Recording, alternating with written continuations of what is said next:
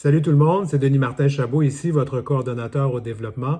On s'attendait vraiment à beaucoup de difficultés au niveau du financement cette année, étant donné la pandémie de COVID-19 et les conséquences néfastes sur notre économie. On a juste à penser au taux de chômage, endettement. Alors on s'attendait vraiment à tirer le diable par la queue cette année, puis finalement on était pas mal surpris parce que nos donateurs, nos donatrices étaient au rendez-vous là, pour nous aider. D'abord, parlons de la campagne de financement. Eh bien, on avait gardé le même objectif que l'année précédente, 30 000 mais on s'attendait peut-être à ne pas aller chercher plus de 20 000. On était chercher 37 000 alors c'est 7 000 de plus que l'objectif. Un gros merci à tout le monde qui s'est impliqué là-dedans, notamment nos porte-paroles, Barbada, Julie Curley et Didier Leroy. Spectacle aussi, tous les artistes qui ont fait du bénévolat pour nous aider lors de notre spectacle diffusé sur YouTube. Alors tout ça, là, ces efforts-là, les efforts aussi au niveau de contacter les gens grâce au conseil d'administration aussi, ça a vraiment porté fruit.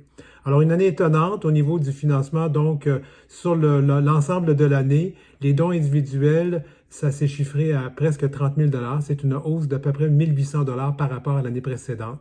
Les dons du milieu corporatif, ça aussi, 36 000 c'est quand même 30 000 de plus que l'année précédente. Par contre, au niveau des fondations, ça a été moins bon cette année. 50 000 c'est une baisse de près de 23 000, notamment en raison d'une réduction là, du financement de la fondation MAC qui a changé un peu ses façons de donner l'argent cette année. On verra ce que ça va donner pour l'année prochaine. Les gouvernements étaient au rendez-vous aussi, beaucoup. Alors, cette année, on est allé chercher 450 000 en financement de l'État, tant fédéral que provincial. C'est une hausse de presque 100 000 faut rentrer là-dedans du financement spécial qu'on a obtenu de Centraide par le programme du gouvernement fédéral d'aide aux organismes communautaires pendant la pandémie. Alors, tout ça, ce n'est pas garant de l'avenir. Il va falloir travailler très, très fort pour continuer l'an prochain parce qu'il n'y aura pas de financement d'urgence comme on a eu cette année et les conséquences de la pandémie continuent.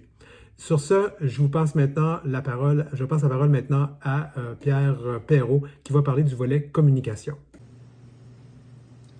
Alors, bonsoir tout le monde. Mon nom est Pierre Perrault. Je suis l'adjoint au développement et aux communications avec Denis Martin Chabot depuis juillet 2020.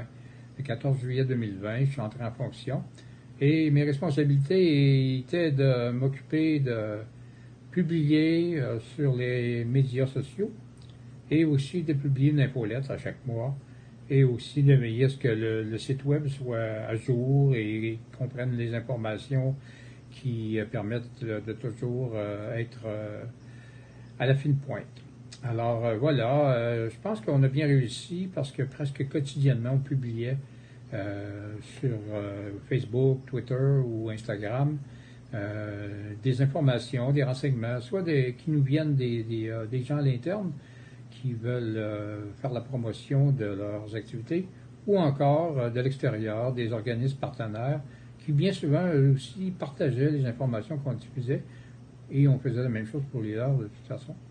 Alors voilà, je pense qu'on n'a eu jamais autant de partage, de visionnement de tout ce qui s'est publié sur nos médias sociaux et je pense qu'on doit être fiers de ça. Alors voilà, j'ai été très heureux de travailler avec toute cette équipe de Maison Plein Cœur depuis l'année dernière et je souhaite que le conseil d'administration poursuive dans cette veine de diffuser le plus possible l'information à l'interne et aussi de ce qui se passe dans le monde du VIH-Sida au Québec, ailleurs dans le monde. Merci, au plaisir.